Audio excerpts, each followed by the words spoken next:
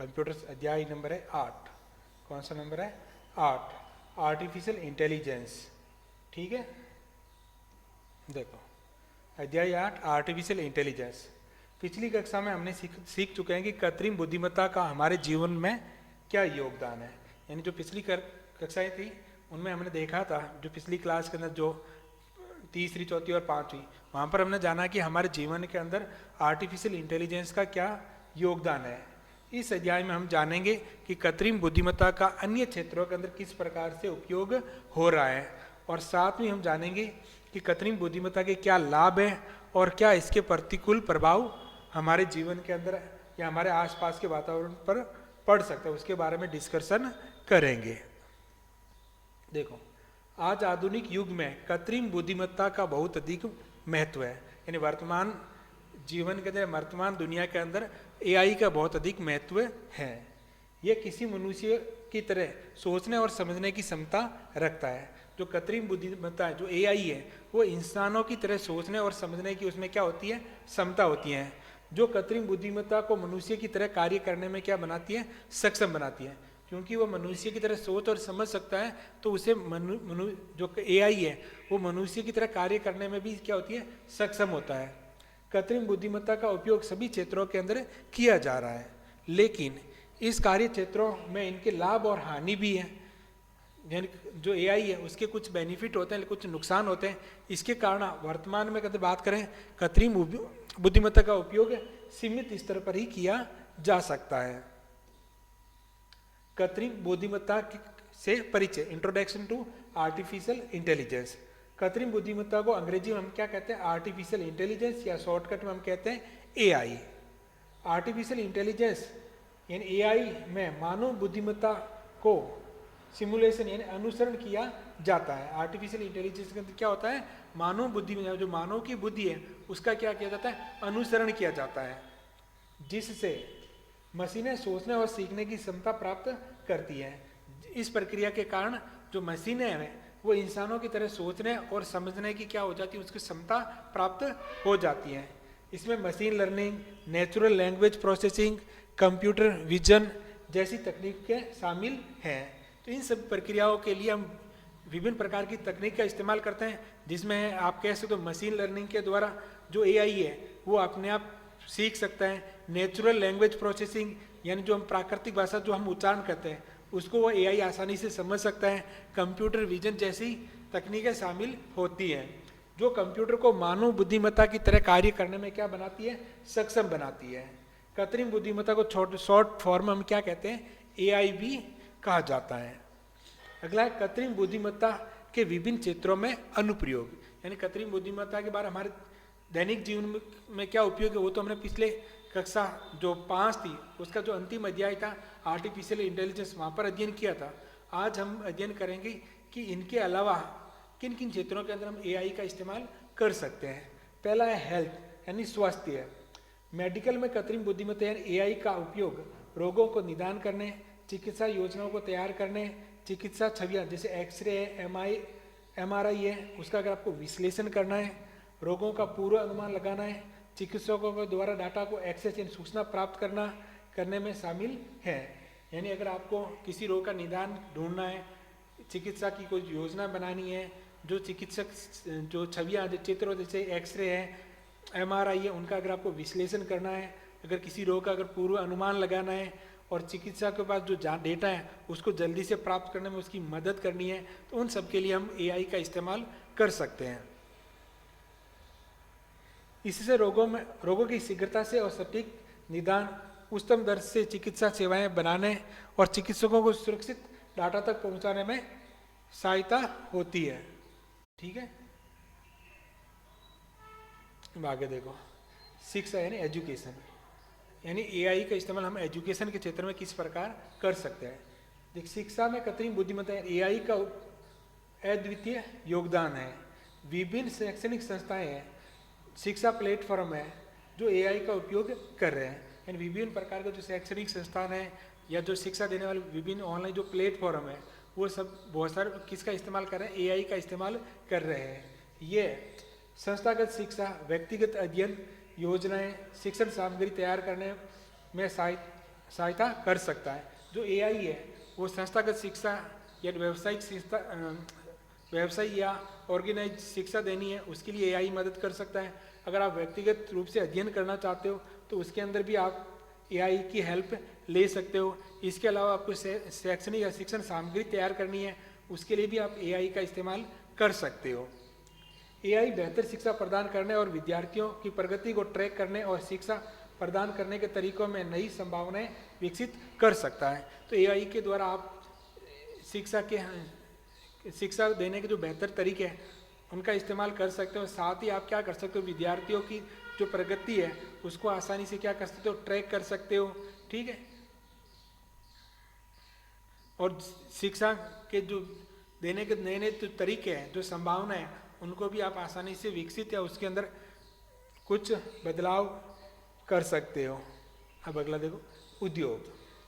AI उद्योग स्वचालित यानी ऑटोमेशन, प्रक्रिया अनुकूलन यानी प्रोसेस ऑप्टिमाइजेशन, उत्पादन प्रबंधन में सहायता करता है। जो ये उद्योगों के अंदर बात करें हम, एआई के द्वारा आप क्या करते हैं, ऑटोमेशन यानी ऐसी प्रक्रिया जो बार बार रिपीट हो रही हैं, उसके लिए हम उसकी जगह वहाँ पर हम रोबोट का इस्तेमाल कर सकते हैं।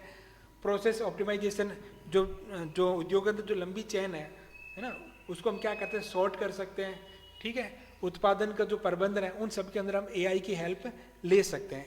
एआई का उपयोग उत्पादन प्रक्रियाओं को सुरक्षित, कुशलता और दक्षता से सर्वोत्तम गुणवत्ता निगरानी में सुधार करने और उत्पादन समय को कम करने के लिए हो सकता है। यानी एआई के द्वारा आप जो उत्पादन की प्रक्रिया को सुरक्षित करना है, कुशलता है, दक्षता में सर्वोत्तम गुणवत्ता निगरानी में सुधार करने, उत्पादन का जो समय उसको कम करने के लिए भी एआई का इस्तेमाल कर सकते हो। इसके अलावा कृत्रिम बुद्धिमत्ता आपूर्ति श्रृंखला या जो सप्लाई चेन है उसको प्रबंधन करने, ग्राहकों को के अनुकूल उत्पाद निर्माण करने के लिए, इंटेलिजेंट मैन्युफैक्चरिंग या लाभ वाले उत्पादों का शीघ्र व अधिक निर्माण करने के लिए प्रक्रियाओं में अहम भूमिका निभा सकता है। अब बात करते हैं, ठीक है, जैसे कार मैन्युफैक्चरिंग का फैक्ट्री है जहाँ पर हम रोबोट के द्वारा जो बहुत सारी प्रक्रिया वो आसानी से कर सकते हैं। अगला है व्यापार। व्यापारियों को ग्राहकों के साथ बेहतर समन्वय करने, स्वयंसेवी व्यापार अनुभव सुधारने, इन्वेंट्री प्रबंधन का अनुकूलन करने यानी ग्राहकों की पसंद के अनुसार उत्पाद का निर्माण, ग्राहकों के चयन के आधार पर सुझाव देने में सहायता कर सकता है। ठीक है, यह ग्राहक सेवा को सुधारने, व्यापार के ट्रेंड्स को पहचानने के लिए, व्यापार के अनुभव को व्यक्तिगत बनाने में भी सहायक हो सकता है। एआई का उपयोग खुदरा सेक्टर में स्मार्ट और उच्चतम दर की योजनाएं तैयार करने में भी किया जा सकता है।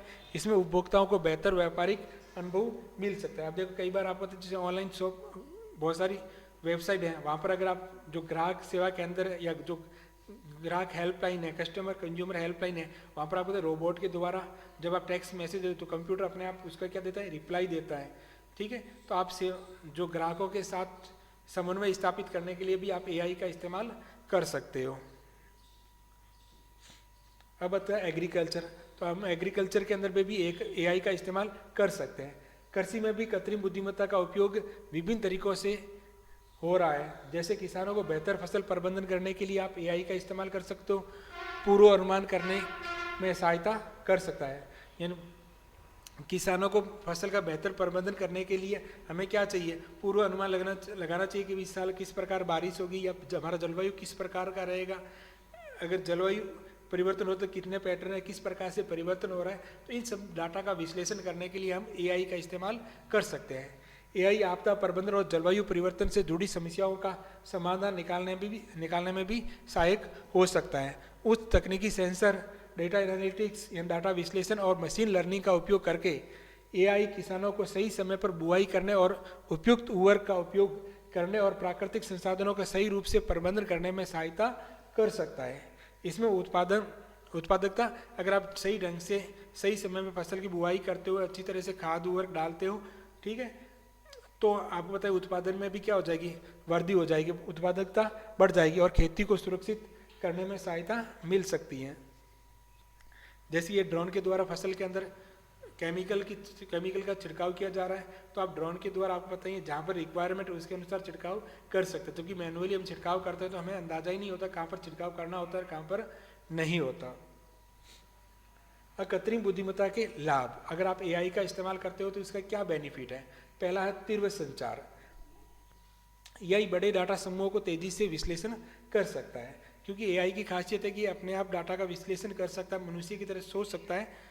तो ये बहुत बड़े डाटा को बहुत ही कम समय के अंदर उसका क्या कर सकता है, विश्लेषण कर सकता है, जिससे हमें नए और महत्वपूर्ण सूचना तेजी से पहचाना जा सकता है। अब क्योंकि ये डाटा को जल्दी से विश्लेषण कर सकता है तो हम उससे आसानी से उस सूचना के द्वारा कोई भी जानकारी या महत्वपूर्ण सूचना को तेजी से पहचान सकता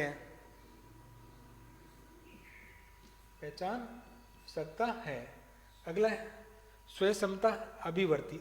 AI मशीन लर्निंग से स्वयं सीखता है और अपने अनुभवों में क्या करता है, लगातार सुधार करता है। क्योंकि AI मशीन लर्निंग के द्वारा लगातार सीख रहा होता है, तो लगातार वो अपने अनुभव और अपने कार्य करने के तरीके में भी क्या करता है, लगातार बदलाव करता रहता है, जिससे ये नई जानकारी संग्रहित करता है और समस्याओं का समाधान करने की क्षमता में भी उसमें क्या हो जाती है, वृद्धि हो जाती है।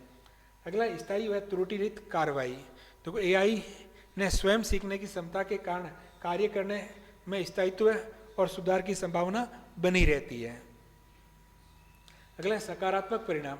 कृत्रिम बुद्धिमत्ता का उपयोग कई क्षेत्रों में सुधार करने, नए उत्पादों और सेवाओं को निर्माण करने और समस्याओं के समाधान के लिए किया जा रहा है। अगला विभिन्न क्षेत्रों में उपयोग। AI का उपयोग विभिन्न क्षेत्रों जैसे आप स्वास्थ्य के अंदर इस्तेमाल करते हो, शिक्षा के अंदर, निर्माण, खुदरा, कृषि आदि विभिन्न तकनीकी समस्याओं का समाधान के लिए हम किसका इस्तेमाल कर सकते हैं, AI का इस्तेमाल कर सकते हैं। अगला कृत्रिम बुद्धिमत्ता के कुछ प्रतिकूल प्रभाव भी हैं। एक तो है गोपनीयता का खतरा। AI प्रणाली बड़े डाटा समूहों का विश्लेषण करते हैं। AI के लिए आपको पता है आर्टिफिशियल इंटेलिजेंस हमें क्या चाहिए होता है, डेटा, वो भी बहुत बड़ी मात्रा के अंदर। तो इसी के आधार पर वो डेटा का या कोई भी आंसर या सॉल्यूशन ढूंढ पाता। अगर AI के पास डेटा नहीं है तो वो कुछ नहीं कर सकता। यदि उपयोगकर्ता डाटा सुरक्षित नहीं रखता तो उसकी व्यक्तिगत जानकारियां गोपनीयता खतरा बढ़ जाता है। क्योंकि अगर हम इतनी सारी जानकारी अगर AI को देंगे तो हमारी जो व्यक्तिगत जानकारी है, ठीक है, उसकी गोपनीयता का खतरा काफ़ी हद तक बढ़ जाता है, क्योंकि वो जानकारी गोपनीय नहीं रहेगी। सृजनात्मक में कमी। क्योंकि AI परिस्थिति के अनुसार मनुष्य की तरह अधिक सामाजिक और नैतिक मुद्दों पर सृजनात्मक बदलाव नहीं कर सकते। क्योंकि AI किस पर बेस होता है, डेटा के बेस होता है। तो उसमें जो भावनाएं होती है, जो हमारे समाज के प्रति हमारी जो भावनाएं होती है, जो हमारी नैतिकता है, ठीक है, तो उसके आधार पर वो अपने विश्लेषण या अपने कार्य में बदलाव नहीं कर पाता। यानी सृजनात्मकता की उसमें क्या होती है, कमी होती है। अगली है तकनीकी समस्या है। सॉफ्टवेयर बग, यानी किसी सॉफ्टवेयर में तकनीकी त्रुटि या डाटा सुरक्षा की समस्या, हार्डवेयर विफलताएं AI प्रणालियों में अच्छे संचालन का प्रभाव, AI प्रणाली के अच्छे संचालन में प्रभावित कर सकती है। क्योंकि सॉफ्टवेयर के अंदर कोई त्रुटि आ सकती है, ठीक है, डेटा की सुरक्षा हो सकती है, कोई हार्डवेयर प्रॉब्लम की वजह से भी AI को अच्छी तरह से संचालित करने में क्या आ सकती है, समस्याएं आ सकती है। अगला है बेरोजगारी। AI स्वचालन क्षमताओं को कुछ उद्योगों में बेरोजगारी का कारण भी बन सकता है। जहाँ पता है जो आप कह सकते हो ये जो व्हीकल उद्योग है, इंडस्ट्री है, वहाँ पर बहुत सारी जो ऑटोमेशन की प्रक्रिया के कारण बहुत सारे काम रोबोट करते हैं। तो इससे उस पर्टिकुलर उद्योग के अंदर जो मानव श्रम की जो आवश्यकता है वो धीरे धीरे क्या हो जाती है, कम हो जाएगी, जिससे बेरोजगारी बढ़ सकती है। अगला महत्वपूर्ण बिंदु, आर्टिफिशियल इंटेलिजेंस मानव बुद्धिमत्ता का अनुसरण किया जाता है, जिसे मशीनें सोचने और सीखने की क्षमता प्राप्त करती है। आर्टिफिशियल इंटेलिजेंस के अंदर क्या होता है, AI मानव बुद्धिमत्ता का क्या अनुसरण करता है, जिसे जो मशीन है वो सोचने और समझने की क्षमता उसमें क्या हो जाती है, प्राप्त हो जाती है। कृत्रिम बुद्धिमत्ता कंप्यूटर को मानव बुद्धिमत्ता की तरह कार्य करने में क्या बनाता है, सक्षम बनाता है। AI का उपयोग रोगों को सटीक निदान और उच्चतम दर की चिकित्सा योजनाएं बनाने और चिकित्सकों को सुरक्षित डाटा तक पहुंचाने में क्या करता है, सहायता करता है। AI का उपयोग उत्पादन प्रक्रिया को सुरक्षित, कुशलता और दक्षता के सर्वोत्तम गुणवत्ता निगरानी में सुधार करने और उत्पादन समय कम करने के लिए भी किया जा सकता है। अगला AI की सेवा सुधार, व्यापार के ट्रेंड्स को पहचानने, व्यापार के अनुभव को व्यक्तिगत बनाने में सहायता कर सकता है। और AI का आपदा प्रबंधन, जलवायु परिवर्तन से जुड़ी जो समस्या है उसका समाधान निकालने में भी सहायता ली जा सकती है। इसके अलावा जो एआई है उसके कुछ लाभ हैं, तेज गति से सूचना को प्रोसेस कर सकता है, स्वयं अभिवर्ती होती है, स्थायी और त्रुटिरहित कार्य कर सकता है, सकारात्मक परिणाम मिल रहे हैं, भिन्न भिन्न क्षेत्रों के अंदर हम एआई का इस्तेमाल कर सकते हैं। लेकिन इसके कुछ प्रतिकूल प्रभाव भी हैं। एक तो गोपनीयता को खतरा होता है, सृजनात्मक जो क्षमता होती है वो एआई के अंदर नहीं होती है, तकनीकी समस्या के कारण एआई में प्रॉब्लम आ सकती है, और कुछ उद्योगों के अंदर एआई के उपयोग से बेरोजगारी में भी क्या हो सकती है, वृद्धि हो सकती है। उम्मीद करता हूँ आपको समझ में आ गया होगा। मिलते हैं नेक्स्ट वीडियो के अंदर जिसके अंदर हम इसके क्वेश्चन आंसर हल करेंगे।